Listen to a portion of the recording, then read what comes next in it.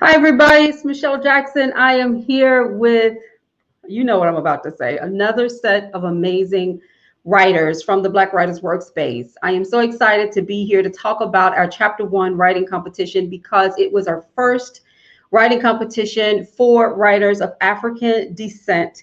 These are published and unpublished or self published writers from all over the world. We're able to compete for cash prizes as well as naming rights. And so today we have three of our second and third place winners, and we had two categories with this competition.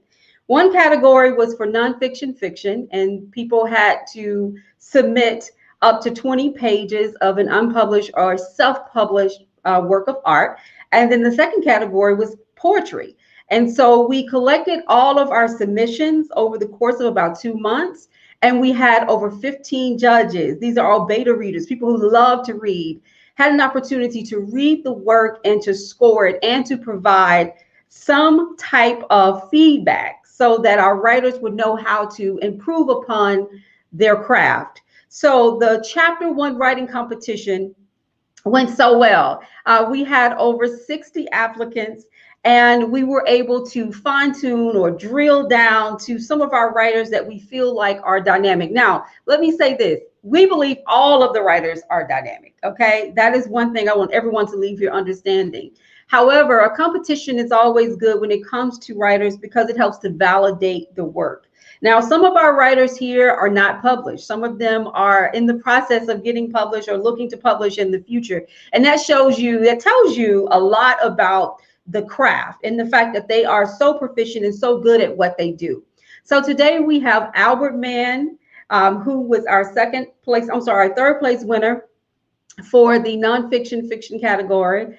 We have Shehariah Johnson, and we have Tiffany Stewart. Both of them placed second and third for our poetry competition. Jasmine Johnson also participated, but she was not able to be on the call today, and she's our second place winner. And tomorrow we will have our top winners, which is Jamie Vinay, as well as Makeen Yassar, who is going to be here to talk with us as well. But for now, for those of you who are out there watching and ready to talk with our second and third place winners and learn about their submissions, I would like to welcome on the screen Albert, Daria, and Tiffany. Hello, everybody. How's everything going? Pretty good. Good. It's so good to see you. I know it's like, oh gosh, it's a Thursday. We're on talking about a writing competition that you submitted for months and months and months ago. However, it is still so relevant and so important to us that we give you this opportunity to talk about your work. And so we have people who are viewing us on Facebook, on YouTube, and hopefully people will be listening to this on the podcast tomorrow on Spotify. But for now, we wanted to give you an opportunity to talk a little bit about your work, to tell us about your submission, and to tell us about your writing in general. So we're just going to have an open conversation. And for those who are out there watching, there are a couple of things that you can do for us. If you can stop right now, go to your Facebook page, actually go to my Facebook page, author Michelle D. Jackson, and share this link. We can optimize the number of people who are viewing it. You can also find us on YouTube. Now, you can ask questions. You can type those in on Facebook, or you can come to StreamYard and you can type those in so we can get those questions answered. And if you just want to leave a comment, we welcome you to leave a comment. So, Albert, we're going to start with you as our only person on the screen who participated in the fiction nonfiction category. And as I said, with the Chapter 1 writing competition open to writers of African descent, published, self-published, unpublished writers. These are writers from all over the world, and Albert was our third place winner in the fiction nonfiction category. So talk to us a little bit about who you are, what you do, what you submitted, and why you write. Wow. Okay. A little loaded. So I'm Albert, Philly native, and I submitted the first chapter of my upcoming debut novel titled Chameleon. I'm pretty much halfway done. and it's a coming of age story, a late coming of age, because my character is in his mid-20s.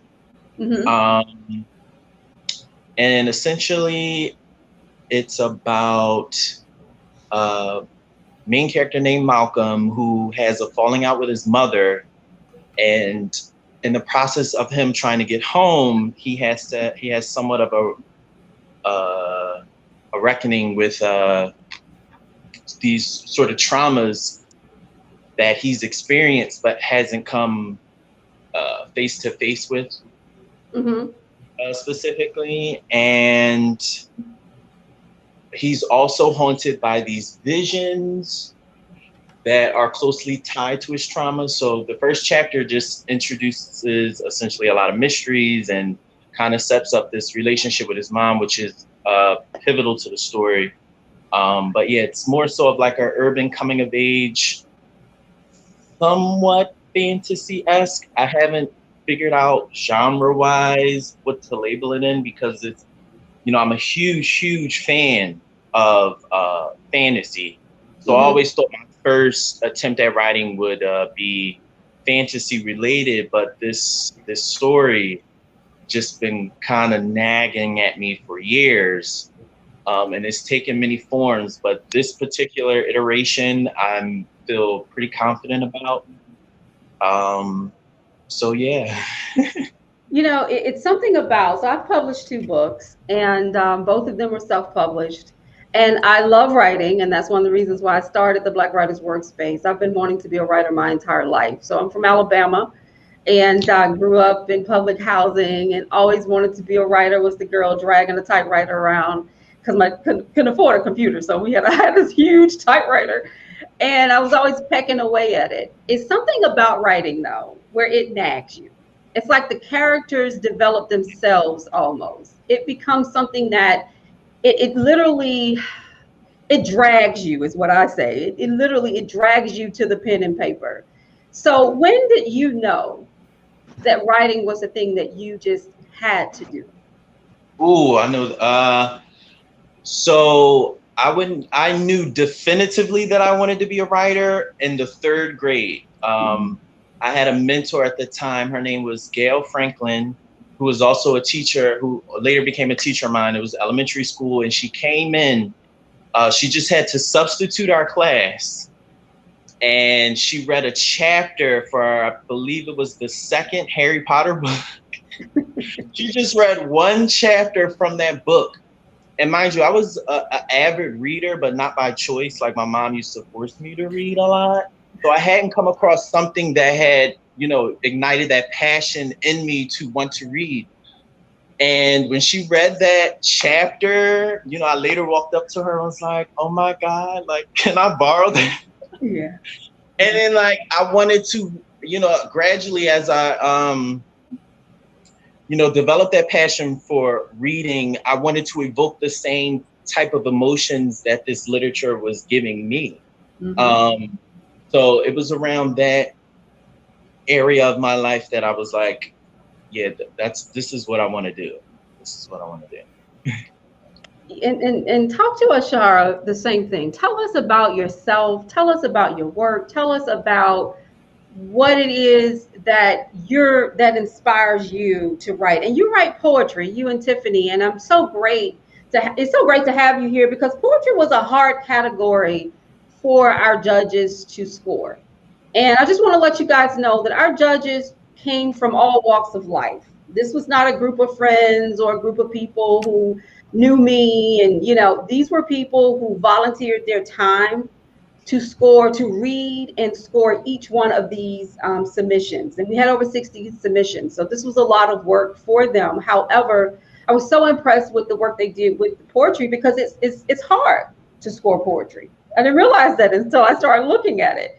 But there was so much passion, and there were also a lot of some common themes in the work that we saw, especially when it comes to Black women. There was this theme of empowerment. Okay, bottom line, I think every Black woman who submitted talked about empowerment. But you tell us about yourself, tell us about your work, and tell us what inspired you to write poetry. Okay. Well, my name is Shehariah Johnson. I've been writing poetry. I really started around 2015. I had always been interested, in books, but I only really had the time to read them in like high school. Mhm. I'm also a domestic violence survivor, activist, teacher. I have a nonprofit as well, catered to domestic violence survivors. So in 2015, I became a domestic violence survivor. And from that point on, that's when I started to write poetry. So when I first began, a lot of my poetry came from a place of pain, because I would be writing it as I was still in the hospital recovering and right after still recovering. So a lot of it came from like that pain, that trauma, the mental illness, and then only recently it started to transform. Like I'm starting to write about more things, more things coming from a happy place, more things, just to write, not just to talk about those painful experiences. So the collection that I submitted to you guys, I titled it Black, Beautiful, and Traumatized, because those are three main, those are three heavy things. Those are three things that really characterize a lot of my journey. You know, a Black woman, that's something in and of itself to survive. And Mhm. then beautiful, meaning coming from the inside, and then also how that's portrayed in media and how I've always been looked at and, taken advantage of it. Like so many other things that comes with beauty, and then also traumatized, like I was saying, from being a domestic violence survivor. So my poetry came from like intimate partner violence, experience Mhm. related to that and recovering from trauma, and also racism in America and specifically in DC, my personal experiences of what I've seen around me, dealing with my family members and just basically all over the country. But I've spoke from a place of like what I've seen, heard, witnessed. So yeah, It's so funny you said what you said about the pain. We had a roundtable discussion about writing through the pain, and there is so much. It's so therapeutic to yeah, be able to write. It really does. I believe writing saved lives now. And I say that after having interviewed and talked to so many writers. I have heard some of the most amazing stories from writers who have struggled with domestic violence, racism, rape, um, murder, suicide of parents that they witnessed, things like that, that really does impact the human experience. Like it really impacts your experience.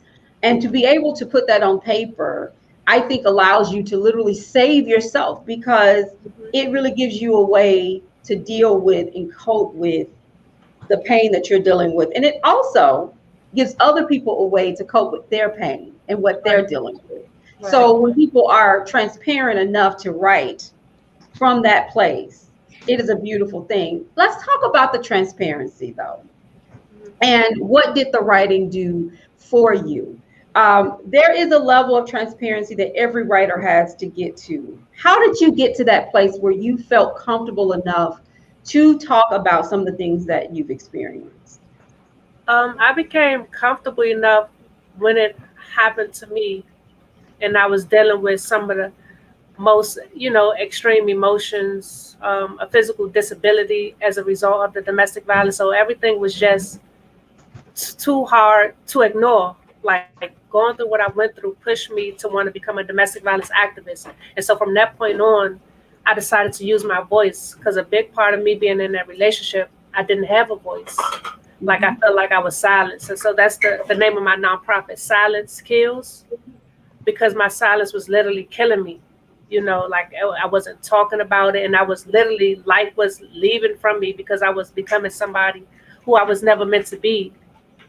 Mm. So yeah, just being moving into that role of being an activist for speaking out, going to different speaking engagements, and just wanting to help people to not go through the same thing that I did. So I spoke out about everything that I went through. I spoke out about every part of my healing journey so somebody can look at my story and know that, it does get better.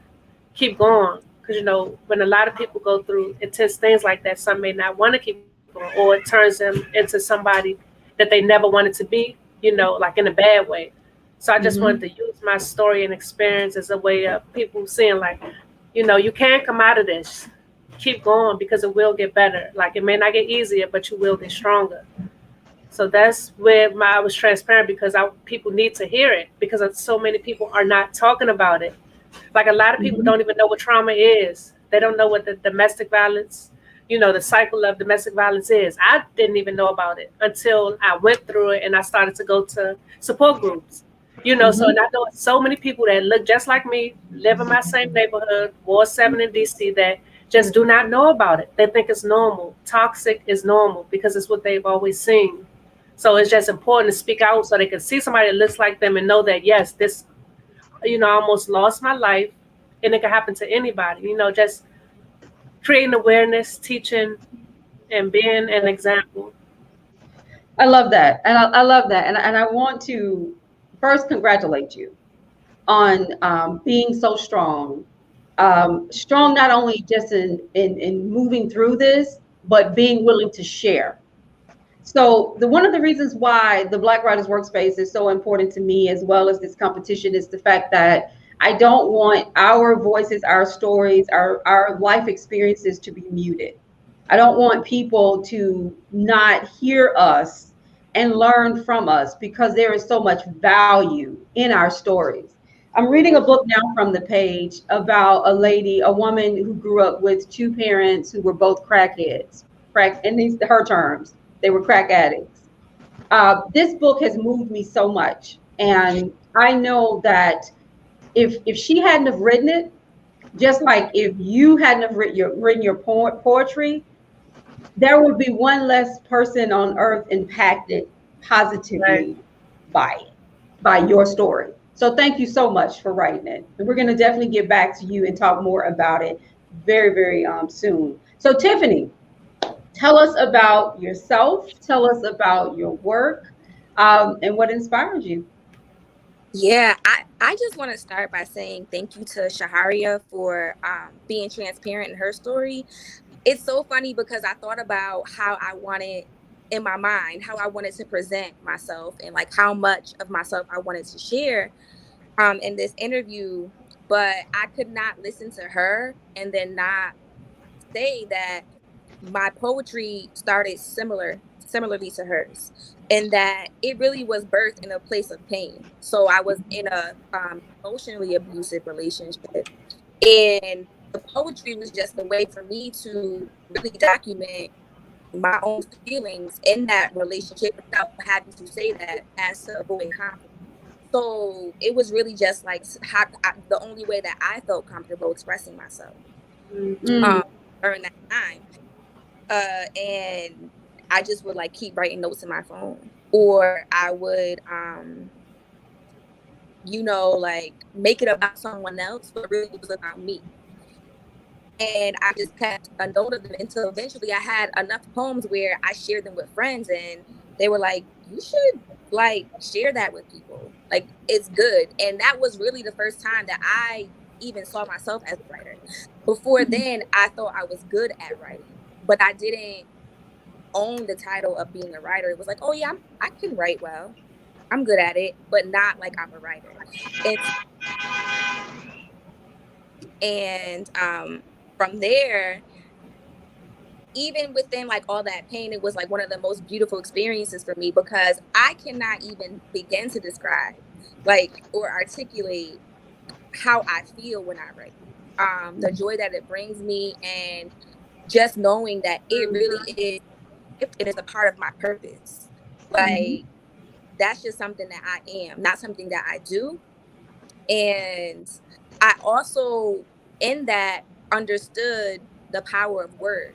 So my writing is really all about like healing, really all about being inspirational, really all about loving yourself, having value for yourself. Because I was in a place when I began this journey, like I did not understand my value, not even a little bit.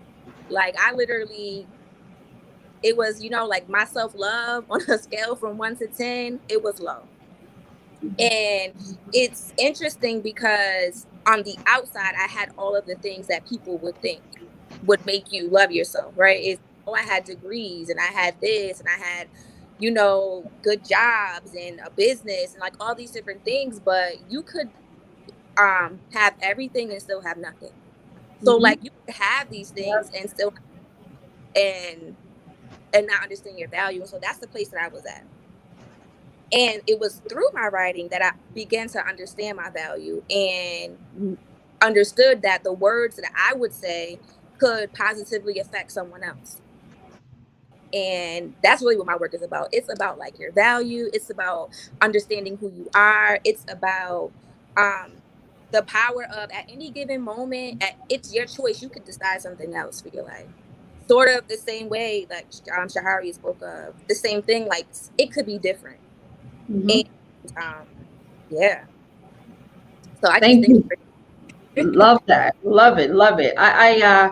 For everyone out there, we have our second in place winners for the Chapter 1 writing competition. They beat out 60 other writers to get on this screen and be a part of this competition. It is a big deal that you won this competition. I know you guys are probably thinking like, well, you know, what's the big deal? I am here to tell you that as a writer, especially as a self-published writer, it is important that you do all these types of things in order to get that level of confidence that helps. Because like Tiffany, like you said, you know, I never, even after I published my first book, I didn't see myself as a writer, you know, and that speaks to the fact that there is still this sense of, well, what is a great writer? I grew up reading Maya Angelou and Alice Walker and all these writers who I put them on a pedestal. And I'm like, if I don't live up or measure up to what they're doing, am I considered a great writer? It took me a very long time to understand that, first and foremost, just putting my feelings on paper, you know, writing, and I write fiction too, Albert. So being able to lay that on paper makes me a writer. I'm a writer the second I began to write with transparency and love and passion. Like that's how I see writing. You know, it's not just, you know, I have to win all these competitions or I have to make all this money. It's the second I'm doing it authentically, I am then a writer. And so I love that you said that getting to that place of self-love and self, you know, respect. And yes, Tiffany, you are definitely a writer. And all of us, we're doing it. And it's so great to have you guys here. Albert, let's talk a little bit about, I know you talked about you started writing when you were really young. A teacher is who got you into this thing. It was a teacher also that saw something in me that I didn't see in myself. I was in the 10th grade. I had a teacher to step up and ask me to read a poem, and I did. And she was just so taken by it that she fought tooth and nail to get me into a journalism workshop at the University of Alabama. Because of that, I end up attending the UA and getting my degree, and I give her 100% credit for that. I end up writing for the College of Arts and Sciences. I've written for magazines and Essence, and I've got 2 books and have a PR firm, and that's all great and grand, but I start with her. She saw something and she nurtured it. Tell me about your path to writing your story. And, you know, when I read your work, I loved it. Okay. I wasn't a judge, but I'm gonna be honest with you. I read it and it's your boy take this L. Now, I'm reading this title and I'm going, oh, this is gonna be some gangster stuff. You know, I'm like, this is, you know, I'm like, oh, somebody take it. Yeah, this is gonna be gangster. So I'm looking at it and I've seen you on the page, you know, hitting like, and I follow everything. So just know I'm everybody's troller. I'm on the page. I'm paying attention to everything because that's what I do. And then I read this and I'm going, man, you want to share a little bit of that paragraph I was telling you that I loved so much? Sure. I'll read that and I'll go into then my computer.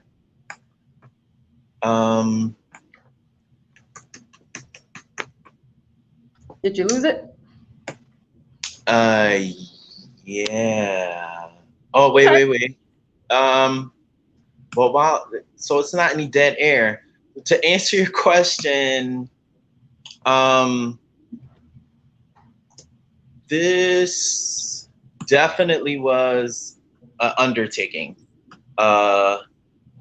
and what you said, where you thought it was going to be gangster or whatnot, there was a deliberateness to that specific chapter title. It was actually supposed to be "Here, Boy, Take This L" because it's from a song lyric from one of my favorite rappers right now, Tierra Whack, Philly native. And what I struggled with initially starting this was like, I wanted something grounded in the urban experience, but still met that fantasy element in me. So it's a delicate balance between trying to juggle both these ideas and like, especially towards the audience I'm catering towards. I'm like, how much fantasy-esque things can I inject in this and still have my readers feel comfortable, especially if they perceive this as an urban story, which in many ways it is. But it's also about,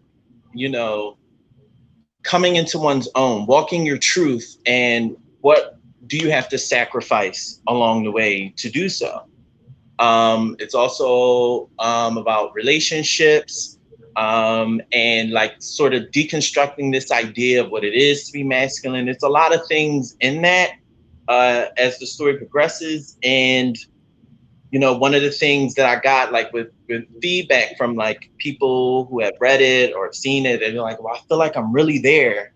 And for me, that's like the best compliment I could get as a writer, especially someone who's very like cinematic thinking. I want the reader to feel like you're right there next to this person with a camera and they're following you and you're going through their experience, because the story takes place over a 12-hour period. So there's a lot of moment to moment scenes, and I have to make sure that everything is falling in line and that it's consistently interesting, stuff like that. So yeah, and the paragraph I'm about to share is from early on in the story.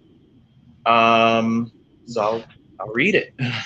An azure moon casts everything in blue, even his skin, a marriage of moonlight and brown. His skin was glowing, casting a radial light of blue and black shadows against the stalks of grass. The blue breeze whispered in his ear, and he leaned down to listen with the curiosity of a child.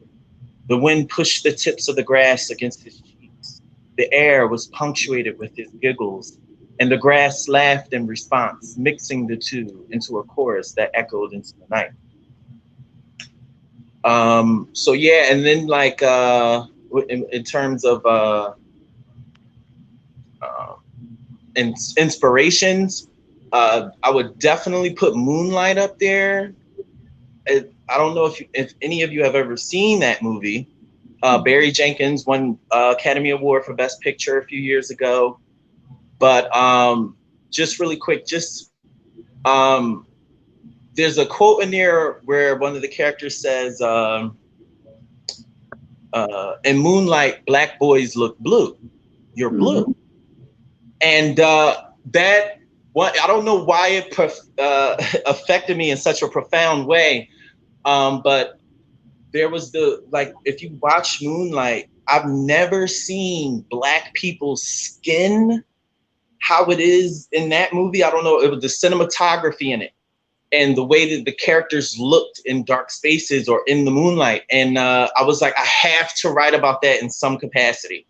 I don't know. So that definitely was a huge influence on like how my style and why I used a lot of blues and descriptions and things like that, because I just thought that was like the perfect representation of black people, like this idea of blue. I don't know what it is. Maybe it's just a personal thing.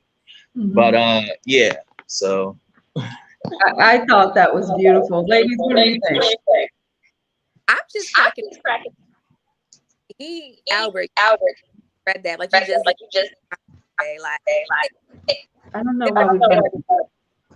Just read it like. But that.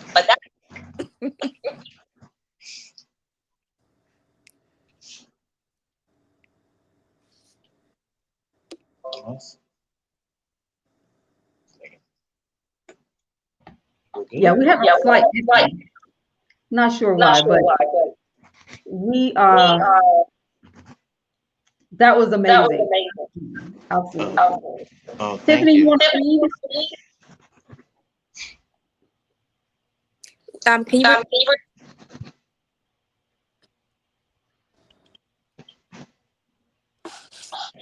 I'm going to mute everyone and see if we can get rid of this echo. Hold on for a second.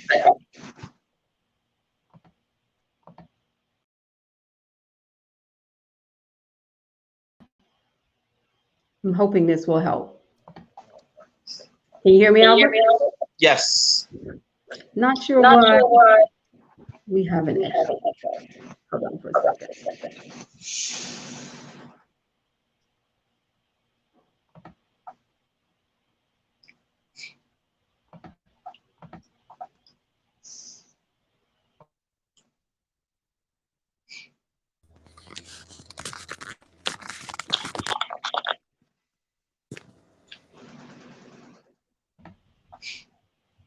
Tiffany, can you hear me?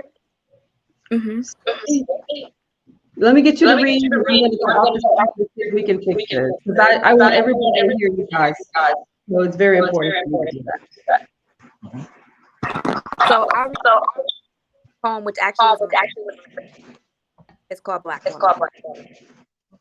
Woman, what are your head? Her own will. They mimic her strength. How does her skin so golden perfectly rise and fall over peaks and valleys that form tantalizing curves? Curves that flow like milk from a coconut, like rivers over thighs, hips, and mass is thick like honey. Honey that leads to her treasures within, so sweet. Her heart is made of gold. She loves fully, although she encounters excuses for the fullness of love in return. She waits for it. She waits for the manifestation of it, and it comes, though not as she expects. It starts as a seed, then becomes a being that nourishes from her rich soil. She is still giving, and what she gets, she can hold one day soon. She'll protect her love from past trauma, broken promises, and not being a woman who has been fully loved. No inhibitions. She will show up to fully love, and it is then she will be loved by something that comes from within. It starts from within. Who is a Black woman? She cannot be overlooked. She must be protected. Her story is complicated. Her prowess has been perfected through a long line of ancestors. Her light, it cannot be dimmed. That's beautiful. Beautiful. Absolutely beautiful. I want to make sure that we can hear each other clearly as possible. Tiffany, that's really, really nice. And that's exactly why you were one of our top place winners of the competition for creating a piece of work that we can all connect with. And so we're going to talk a little bit more about that, but we want to also hear our other poet give a recital of her work. So we're going to take you off the screen so that we can hear from Shehariah. Can you hear me? Yes. Would love to hear your work. Okay, so this is from my poem called Stargirl. It's a part 1 and 2. This is part 1. This is for those who have electrifying energy and are easily attracted to, but are left when it gets too loud, too much, too often. Lavender explosions. Call me the woman Hercules. This lightning was innate when I was reborn. I know when I strike, it's lethal. I can't avoid playing these Olympics every day just because you can't handle when I hit.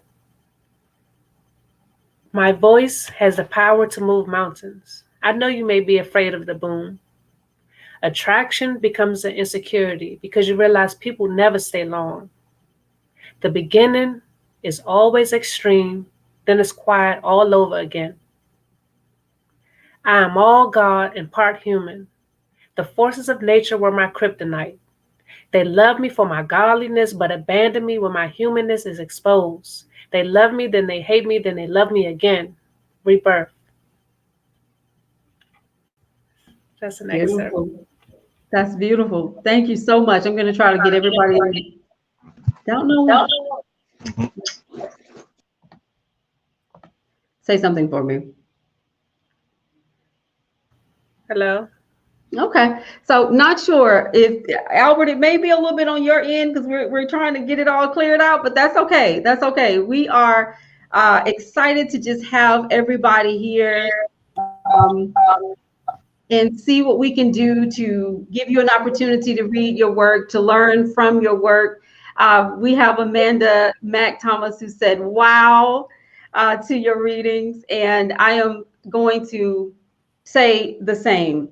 I'm so grateful to have you guys be a part of the Black Writers Workspace and to participate in the competition. I think that if nothing else, I want you all to keep writing. Okay, just keep writing. I wanted to very quickly give you an opportunity to talk about, though, before we go, what are your next steps? You've won the competition. You now have the start of something great. I know, Tiffany, you have already published you've already been published, and you can talk a little bit about that as well. Shehariah, I know that you are going to publish. Is that correct? Yes. Okay, I'm waiting on that, so don't let me down. And Albert, I'm going to bring you back on so you can give talk a little bit more also about your book. But let's start with you, Tiffany. Talk a little bit about your next steps, what you have out there now, and also, if you can, tell us what it meant to you to be able to place in this competition. Yeah. Well, I'll start with the competition. I don't think it literally hit me until now, when during this interview, when you spoke about how many people applied to the competition and like all the judges, and like just even hearing Albert and Shehariah share their own writing, how much like it really meant to win the competition to me. I think in this moment, I am so honored and grateful to have placed at all in this competition, to even have been recognized, and get feedback from different avid readers and other writers about my own writing, which truly, truly means so much to me. So thank you, Michelle, for that. And thank you for creating a space that really honors and is a creative space for writers to be a part of. In terms of what's next for me, so the poetry that I submitted came from this self-published book called Jewels from a Black Diamond, which is a mix of poetry, prose, affirmation, and poems, and prose that I wrote. Most recently, I wrote a book, and it's called No Saving Me for Later, which is the book, my newest book that I self-published, available on Amazon and also available at Barnes and Noble. And this book is really about like all the times that I told myself no and yes to other people. So like all of the behavior where like I put myself to the back burner, I was making unhealthy decisions. I didn't understand my value, didn't know who I was, all these things that kind of put me in a position that made me say to myself, like, how did I even end up here? Like, how did I end up in such a place where I'm not happy, I'm not walking in my purpose, I'm not doing what I want to be, what I want to do, I'm in toxic relationships and people around me. Like it was just a mess. And so literally I asked myself, like, how did I get here? And I wrote this book. And it's really at its core a book of like understanding your value and loving yourself. And again, it's called No Saving Me for Later, available at Amazon and also available at Barnes and Noble. And lastly, I'm excited to announce that I'm going to self-publish another book of poetry.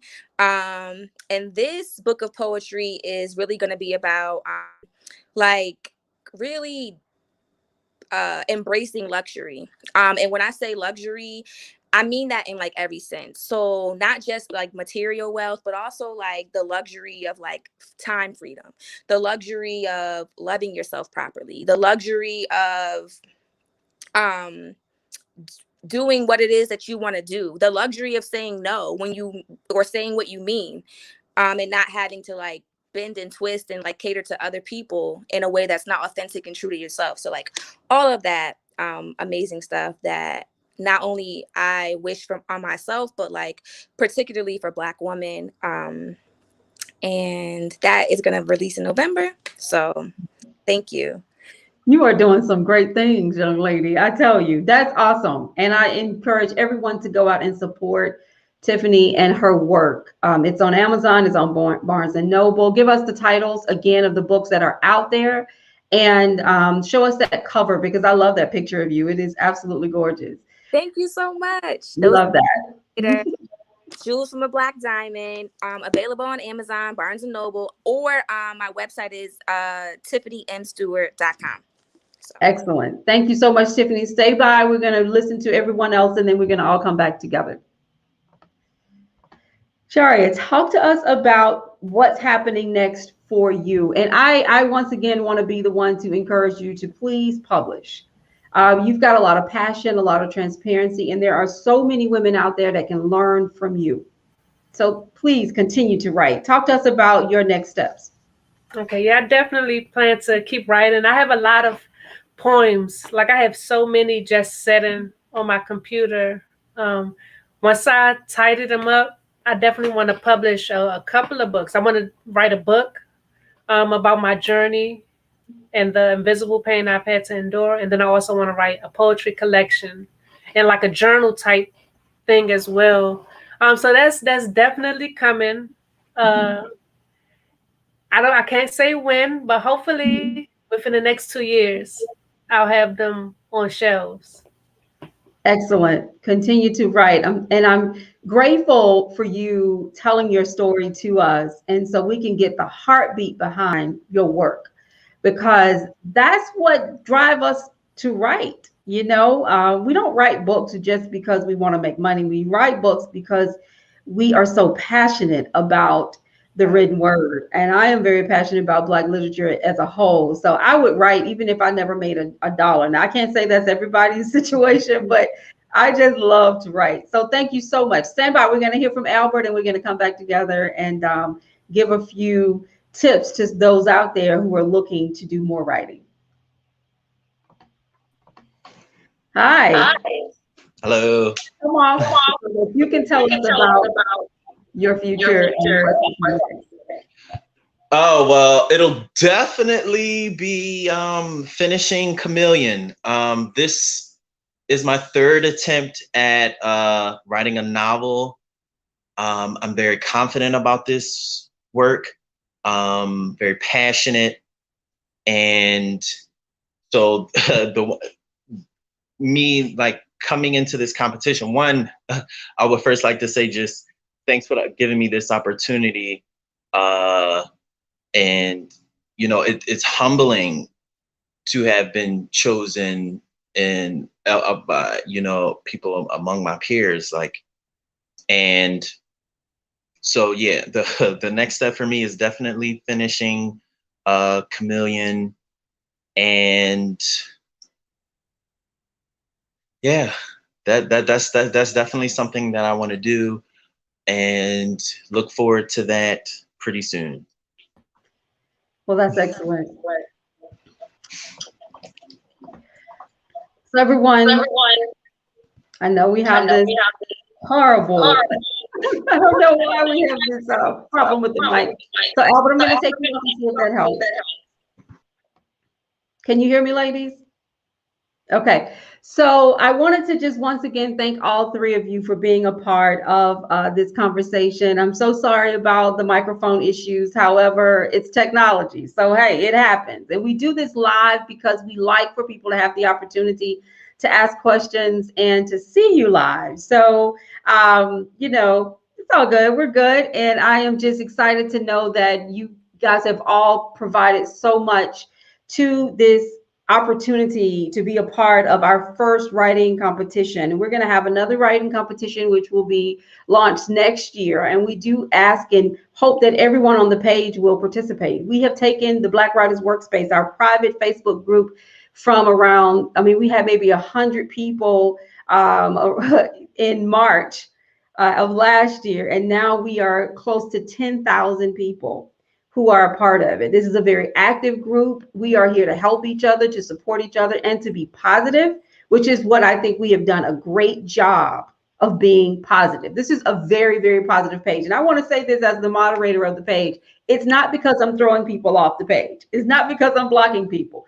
It is because these writers, we want to help each other. And we know that this is a hard, it's difficult sometimes to self-publish because I had to learn so much on the fly. And I know many of you may have had so much information thrown at you. Go with this company, do this, do this, do that. And you're not sure what to do. And so the page gives us a platform where we can ask questions and learn from one another and get resources. And also we can just get the encouragement that we need to keep writing. So thank you so much.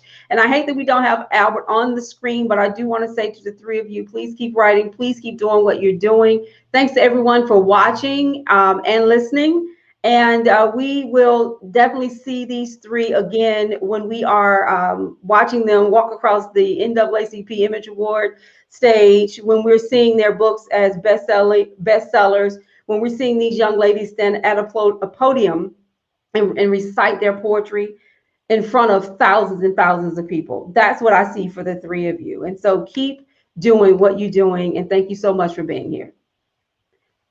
Stand by and we'll come together. I think we have one more. Congratulations, everyone. This is from Amanda Thomas. She said, I truly enjoyed these readings. Thank you, Amanda.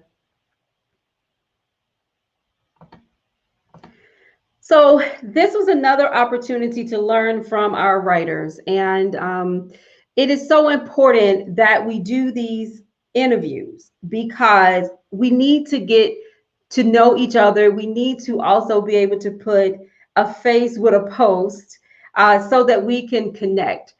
The Chapter 1 writing competition is not going away. We will be doing one once or twice a year and give you the opportunity to not only showcase your work, but also to win cash prizes. Tomorrow night, we will have our top winners here, McKean and Jamie. They're going to have separate interviews, and you will get the opportunity to learn about their writing and to hear them recite McKean's poetry, as well as an excerpt from Jamie's book.